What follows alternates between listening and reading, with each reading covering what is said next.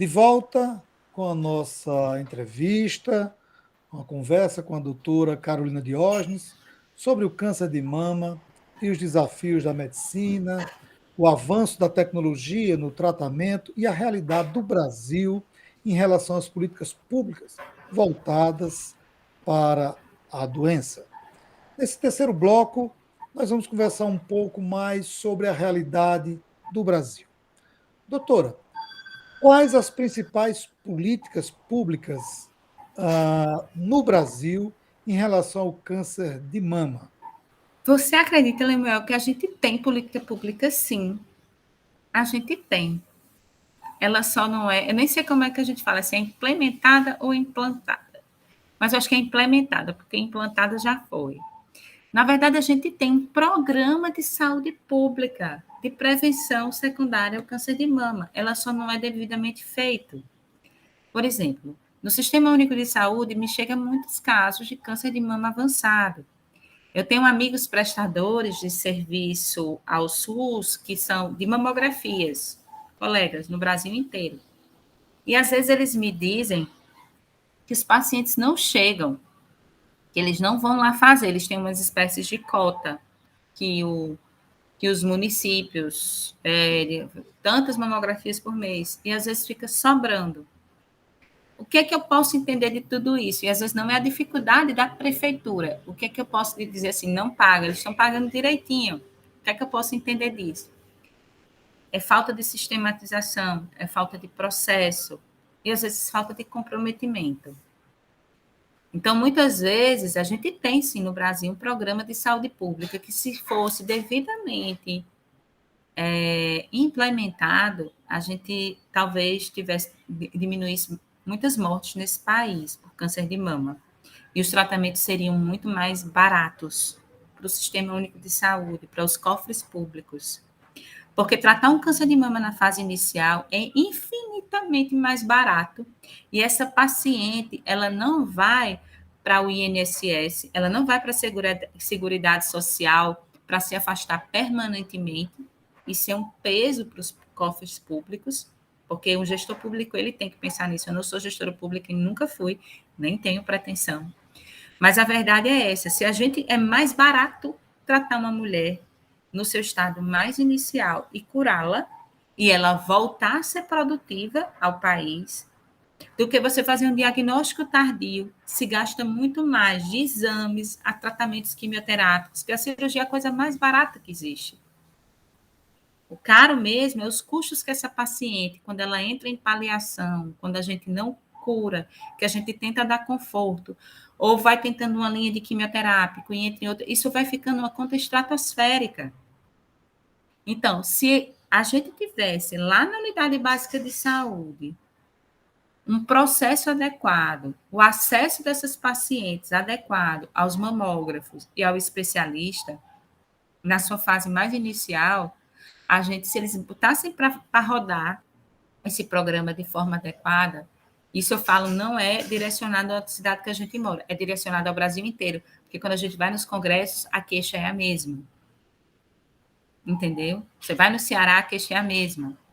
Tive uma paciente amiga que estava fora dos planos de saúde, ela teve que usar o SUS, e ela ficou lá nos corredores, e a saúde pública do Ceará é elogiada, em comparação com a do Rio Grande do Norte, mas ela ficou lá nos corredores dias, semanas, com câncer de mama avançado, para pelo menos ter um diagnóstico, para tentar uma paliação. Então, assim, é um problema, existe, o problema é de implementar.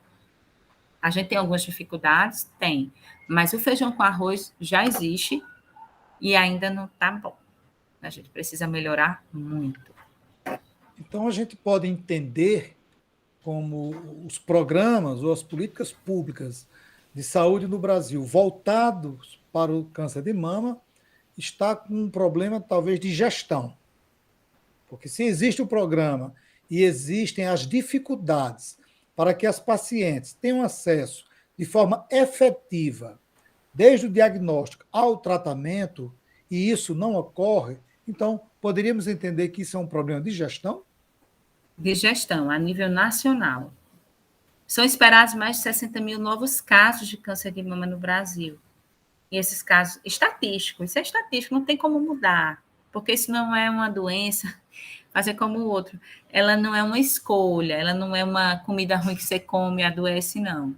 Já foi vários e vários estudos, já foram feitos, e a gente é uma estatística que a gente espera todo ano, não tem como mudar, não retrocede. E esses casos não estão chegando. De 2019 para cá, esses casos não estão chegando. As pacientes estão adoecendo menos? Não, não é isso. Simplesmente há um bloqueio. E elas estão chegando agora. Só que os cânceres avançadíssimos. Isso vai custar, a gente vai ter um surto de câncer, não só de mama, mas de outros avançados. E isso vai custar muito aos cofres públicos. E vai custar, pior ainda, custar a vida dessas pessoas, né?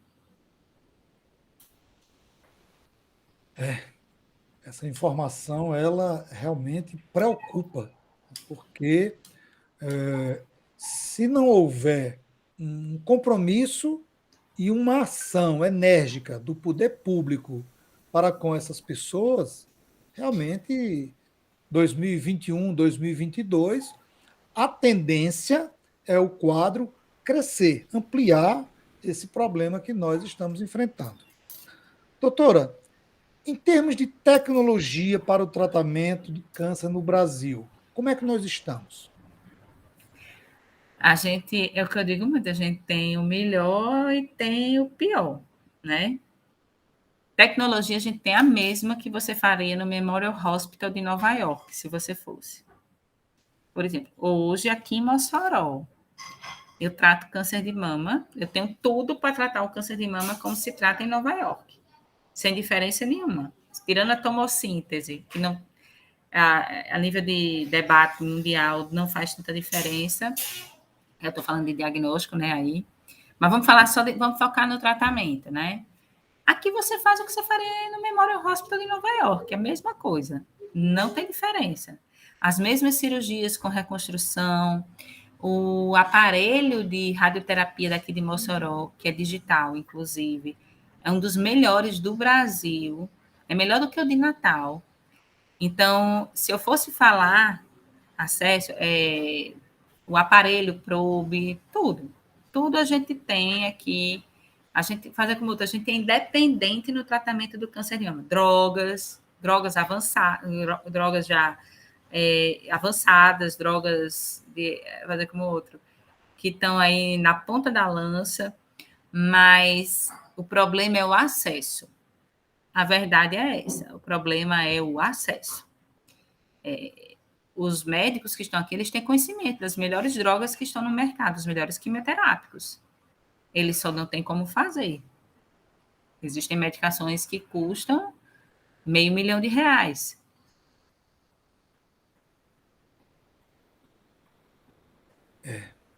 É bom ouvir essa informação da capacidade tecnológica que os nossos profissionais dispõem e, ao mesmo tempo, preocupante por conta do acesso a alguns medicamentos, por conta do alto custo.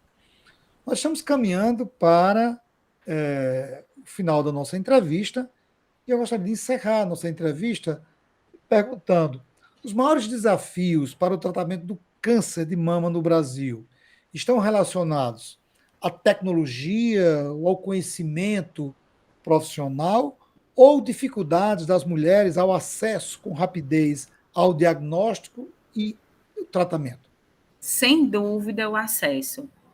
Porque lembra do que eu lhe falei das drogas caras, que é R$ 500 mil? A gente, às vezes, tem que fazer uso delas quando a doença está avançada. Você está entendendo? E muitas vezes essas drogas são negadas. A verdade é essa.